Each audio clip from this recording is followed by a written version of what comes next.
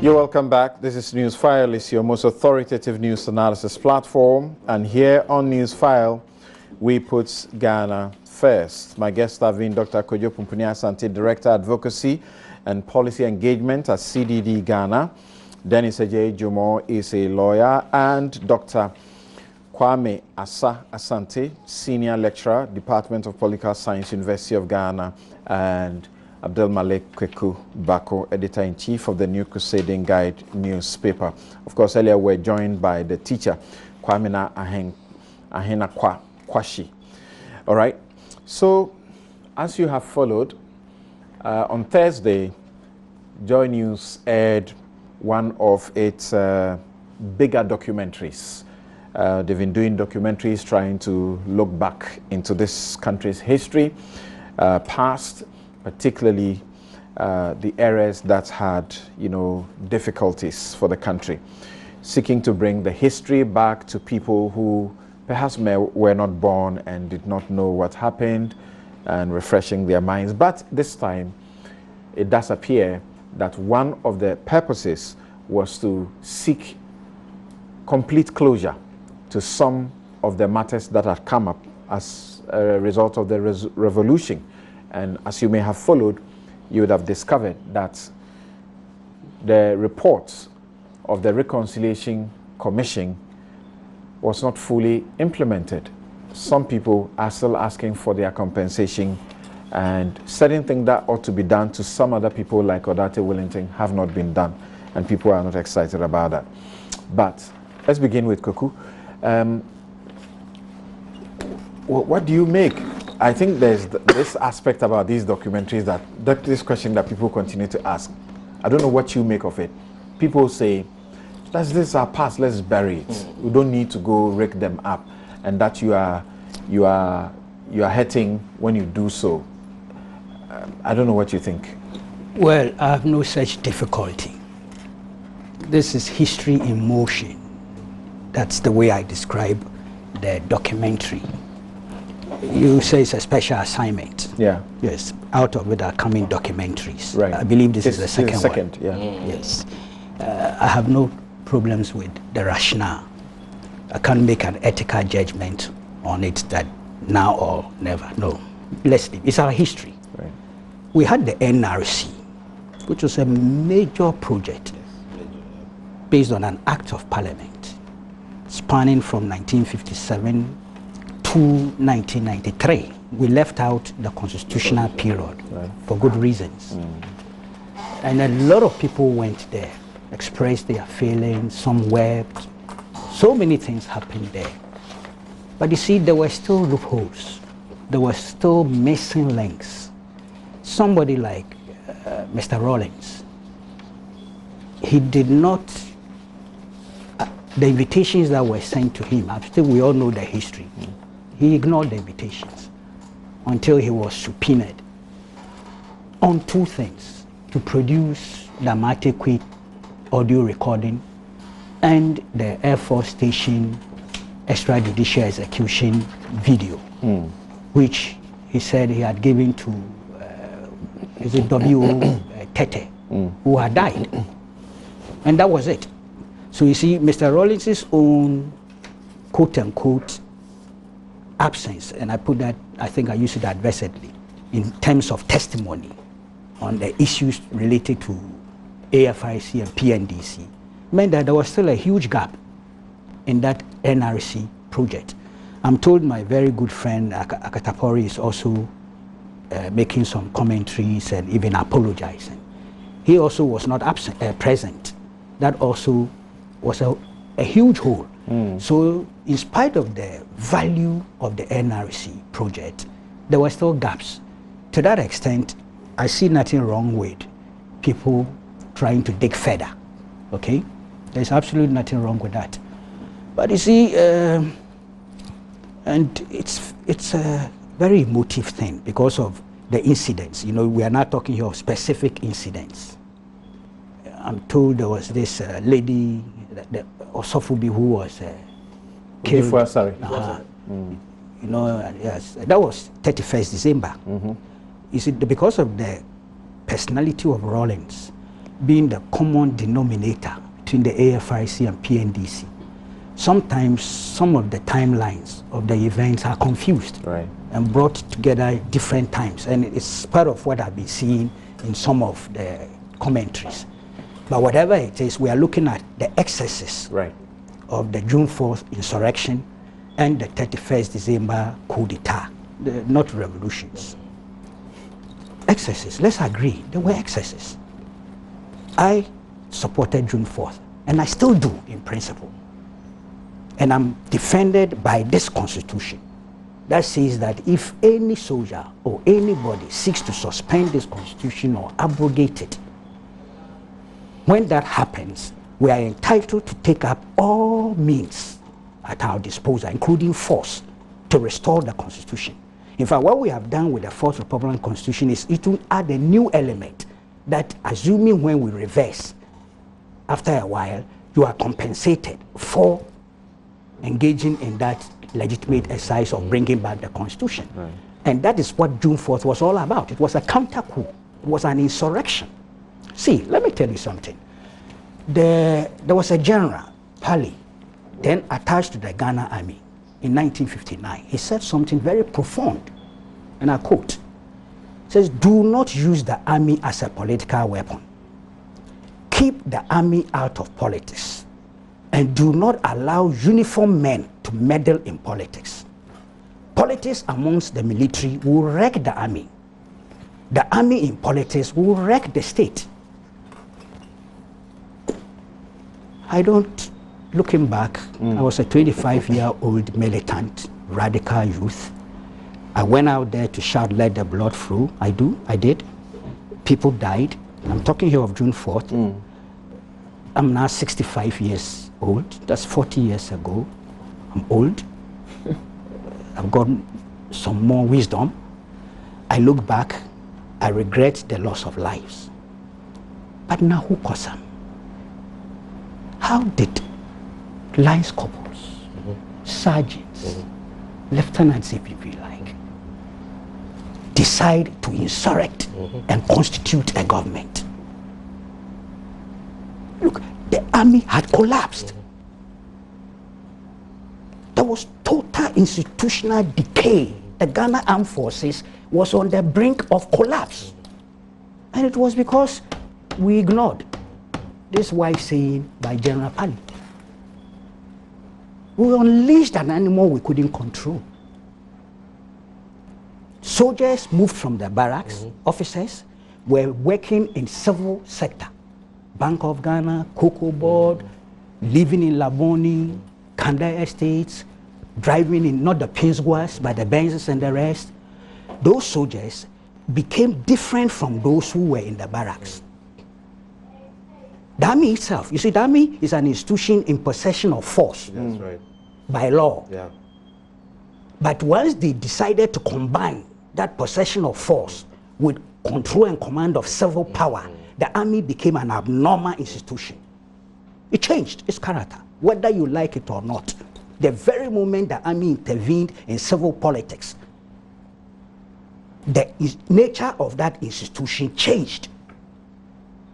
And once they continued, don't forget, by the time of June 4th, we had the highest level of military involvement in our politics, Supreme Military Council. You only become a member by virtue of your service command position. It was no longer the ordinary conventional junta.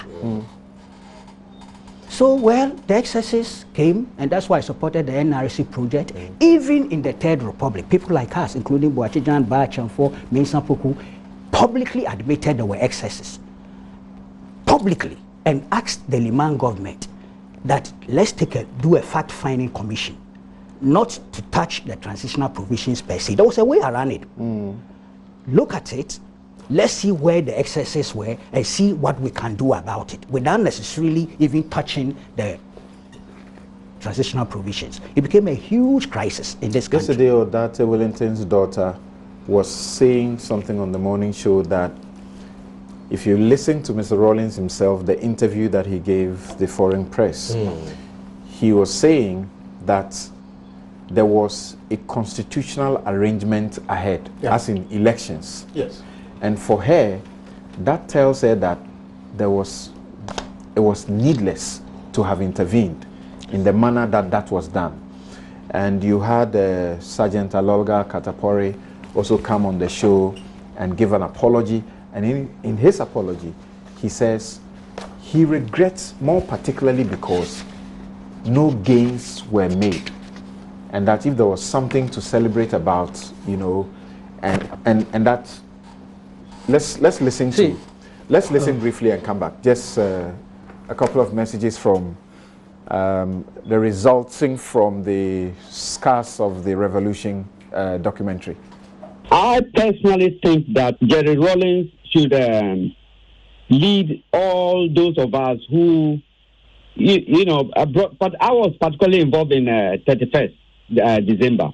But he hasn't been, having been the person from 15th May, 4th June, and then 31st as well. I think that he should take the leadership and then apologize, you see, unconditionally for what has happened, not only to the individual, but to the country as a whole. Because in many ways, what is happening now is exactly what was happening before we took over. So we've not moved forward. We've rather gone back with a lot of casualties. And the only beneficiaries being him and his cousins, who have made lots and lots of money. You know, and it is disgusting. So the starting point is for him to deliver an unconditional apology. And then to, you know, encourage the other presidents. Forgive me, Sergeant. I'm just supposed to, you know, professionally mention that the accusations you're making have not been independently verified by us. There's the accusation of him and his cousins making lots of money. We haven't been able to independently verify that. I agree that I haven't shown you bank accounts and so on. Maybe they can declare their assets. Okay, so you've made the point of a need for an apology, and you've also mentioned that you yourself, you know, had a role to play in the 31st December. Have you made apologies yourself? Listen, I haven't got the platform, but anytime that I get the opportunity and I meet individuals who have been hurt or were victims, I apologize completely. And look, I've not been able to talk about my role and so on about 31st because I've not apologized to certain individuals yet. I need to apologize to those individuals first before I can talk about my role, what I did for the 2 years leading to the coup.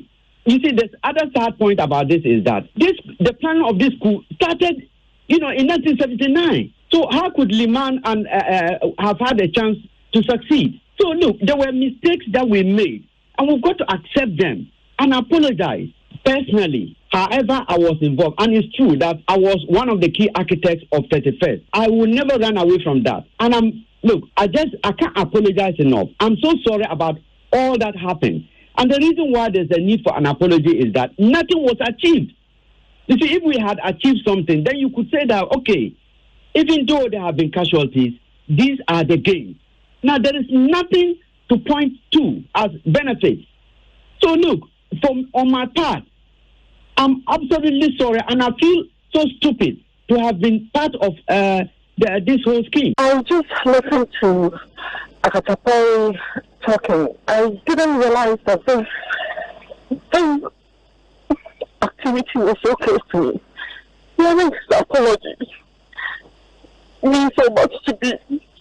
I can talk because I didn't realize how much it meant to me to hear him apologize so profusely. All I want to say is thank him for coming out and speaking this truth. And he wants to know how many lives he affected because of what he did. Thank you. All right, so you heard Sergeant Alolga Akatapore, and then right after he delivered his apology, this appears to be the first time that this lady was hearing him apologize in the manner he did. And she was a victim. And this is how she appreciated the apology that was given. So you were just about... the lady is General Dati Wellington's wife. No, this is a lady who called onto the show. Oh, okay. Yeah. Yes, because I was going to say that General Odati Wellington was a casualty relative to June 4th. June 4th, right. Not 31st. Right, right. Akatapori, yes, key factor in 31st, but we're also part of June 4th in terms of the ranks who were backing it.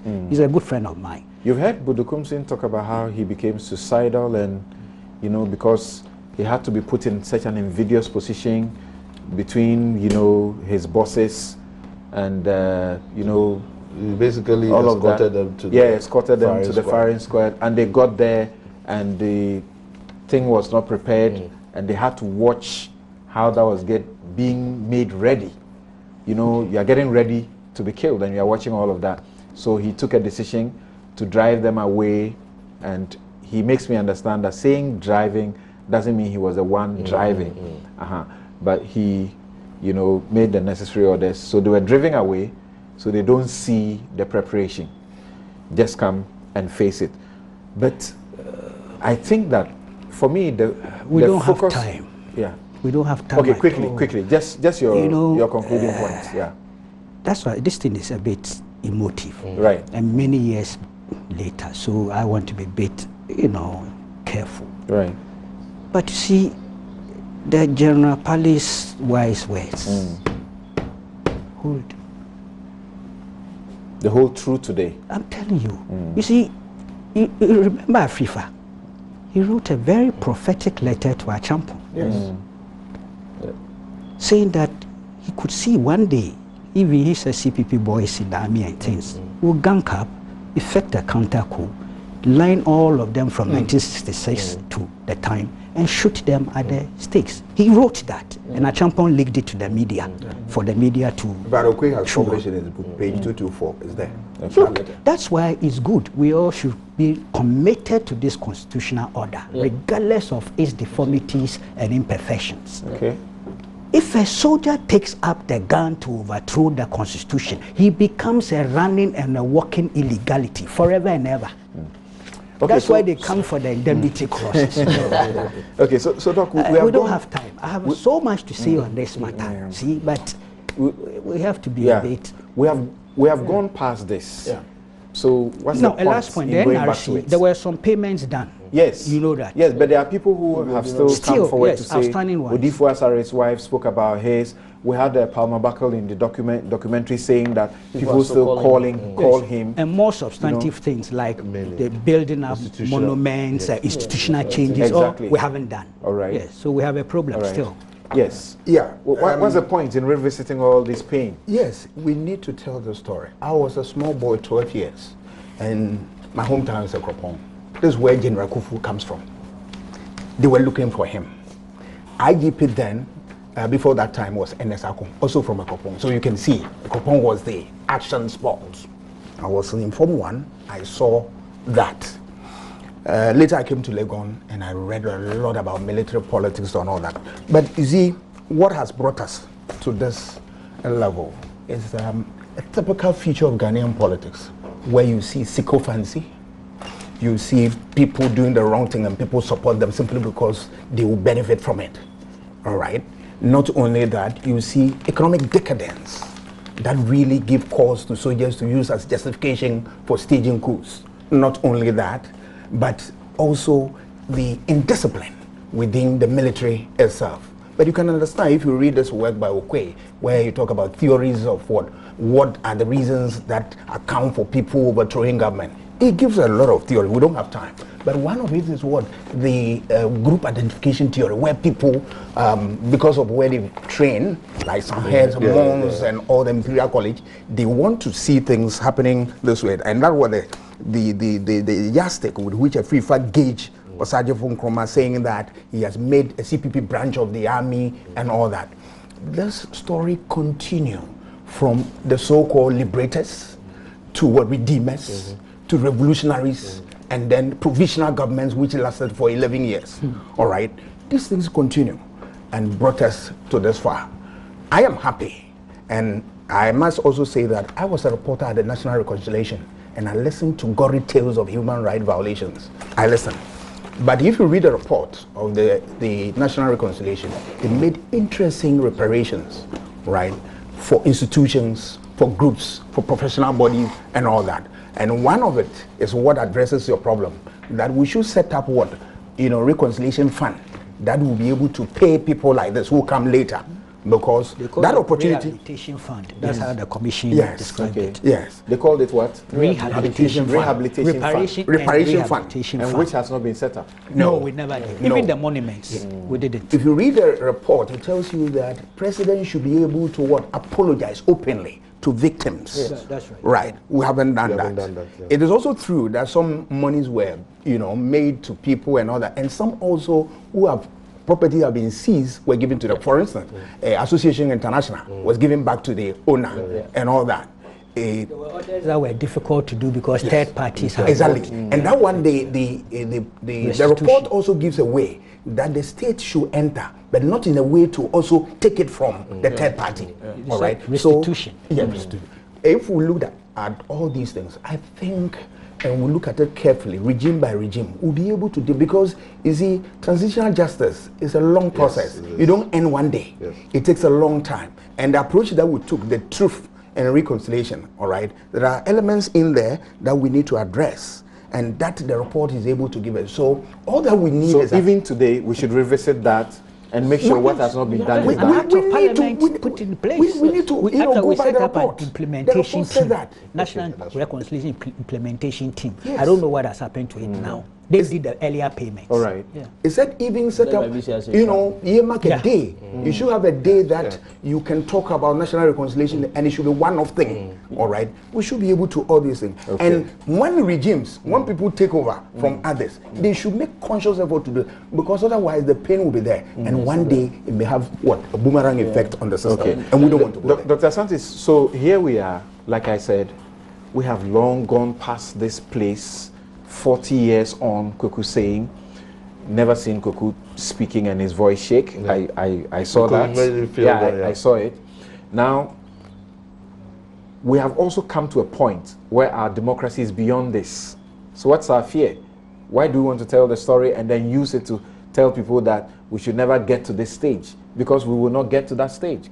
Will we? Well, my family has a personal story, but I've, chosen to keep it private because, when you raise this matter, it brings a lot of emotions, and there's a lot of hurt that people have not forgotten about, because a lot of the characters still are very much alive, right? And you live with them, so that's why we should also be surprised when a documentary like that comes out. The reaction you get from different people, because some people see particular people as heroes. Others see them as perpetrators, so, but what is critical for me is the NRC report and the process of institutionalization, because if we don't learn the lessons from the past, and the NRC is comprehensive, my center was very much involved in crafting the legislation, setting up the National Reconciliation Coalition and all of that.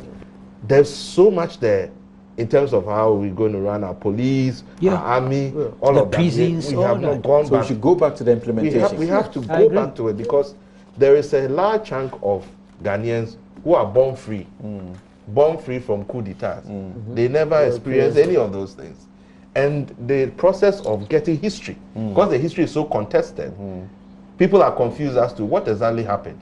Even getting at some point, getting videos from GBC was a problem. So I think we should see our ugliness, because that is the thing. We don't like to peer into the bad things we do, but it's important for our own healing. All right. So you also agree we should revisit the implementation? We should, and we must also commend Joy for doing that documentary, because I realize in this country, when people, for foreigners, media houses come and do a documentary, we all are for it. Immediately it's being done by a Ghanaian, then all of a sudden think about an agenda among other things. And if you read through case law will reveal some of them where, Group Captain PK Jekum, some people went to court, but by reason of the transition program, we couldn't do anything about it. So we need to get to it. I'm sorry, but we have run out of time, and the more you continue to talk about this chilling history of our time, we need to.